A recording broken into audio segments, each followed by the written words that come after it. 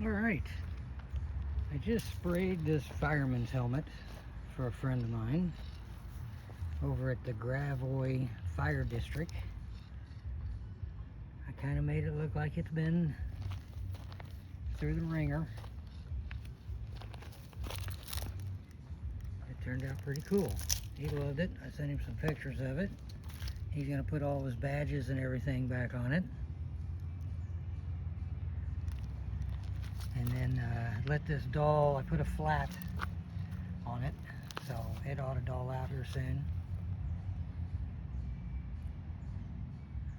Pretty cool old fire hat.